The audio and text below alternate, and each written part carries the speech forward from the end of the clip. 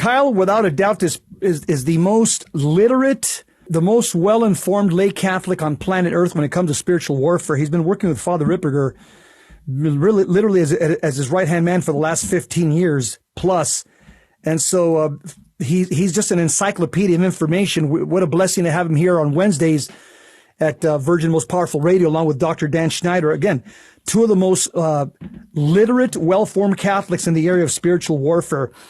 So, Kyle, you're saying that these, on page 20, some of these names, agitation, anger, anxiety, deception, these are level 1 names of emotional disorders or demons? It can be both. I mean, they're level 1 names of demons in the emotional disorders with which they associate. I think that's the best way to say it. For instance, if we do an exercise on how to name demons, level 1. So a level 1 naming is the most general. And so if I tell you to imagine a human, a musician, call to mind a musician, you got him in your mind? Yeah. So that's a very broad category, musician. All right. Level 2, stringed instrument. And so stringed instrument, you got that in your mind? Yeah. Level 3, a guitarist. Got that in your mind? You see how we're narrowing down? Level 4, Jimi Hendrix. I was going to say Carlos Santana, but go ahead. Yeah. But there you go. The point is you get to a very specific. So these are either level 1 or level 2. We know they're an evil spirit. We know they operate in this way. But I think what's really interesting is within the emotional disorder that the demon is compatible with is going to lie a real key. And the way you unlock that is, or the way you find that is, for instance, anger. And so if it's a spirit of ire or anger, usually that has to do, St. Thomas defines anger as the feeling one has when they feel unable to address an injustice. And so it's actually, if I'm angry at you, this is a lack of charity because I no longer will you the good. And so charity is the third person of the Holy Spirit, third person of the Trinity, the Holy Spirit. And so you've got anger is an issue against the Holy Spirit, the extension of charity to all, to give each creature his due.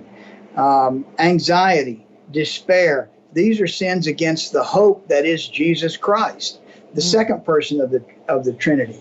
So the anxiety is a lack of trust. The despair is a lack of hope. And so once we start seeing these defects in this light, then we can find the requisite virtue to be worked on to eliminate the vicious behavior that is the psychological compatibility. So I think often we misuse these lists. It's not that we just want it to be gone. Well, you got to get at the root. Why is it there to start with? What's the psychological compatibility? What's the emotional wound, the injustice, if you will, that allows this thing to talk to you? Let me just repeat, if I heard you say this correctly, all these level 1 names on page 20 and 21, they all offend one of the persons of the Blessed Trinity, right? It's an offense against one of the persons of the Blessed Trinity. Correct. On page 21, it's called longer form of binding prayer.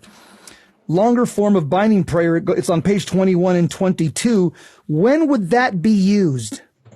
So this one is another one of the precious blood prayers. You notice that in this particular section, the person is encouraged to plead the precious blood or to cover themselves with the precious blood. And there's a me section in this prayer. I ask Jesus to cover me. That's pretty specific. So this is an imprecatory prayer over you, your corpus, your emotions, your faculties of the human person. So this is not a prayer to be prayed over someone else. I mean, read the first part. I ask Jesus to cover me. And so this is a prayer. Again, the sacred blood is pled, but this is usually with regard to a curse. And so there's physical affliction involved. You read through the list. What is the symptomology? Does it match any of this stuff? We too often pull these things out and start praying them without reading through them. Read all the way through it without praying. Read it, look at the theology, look at what's being asked, look at what you're being asked to do.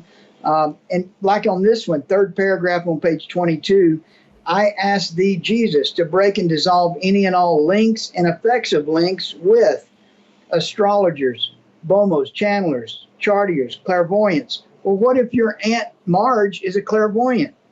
What if your Uncle Bob is a medium? You're asking Jesus to break and dissolve all those links. What do you think is going to happen to that relationship? It's probably going to be affected, right? It's going to be dissolved. Absolutely. And when you start praying these kind of prayers, you got to understand something. The demon is going to find you offensive. He's going to find you offensive. And so if you're trying to asking Jesus to break this link with Uncle Bob, who is the astrologer or the practitioner, then Uncle Bob's going to hate your guts, because the demon within him is going to see this growing holiness in you and the desire to break this linkage. You're really, this wreaks havoc, especially in families that want to maintain familial relationships that are disordered. Okay, so this long form binding prayer is an imprecatory prayer. The person can only pray this over themselves, but it's a high flash radius prayer, isn't it? Very, very high flash. It's you got a huge recoil, because this is going to expose people within your wire.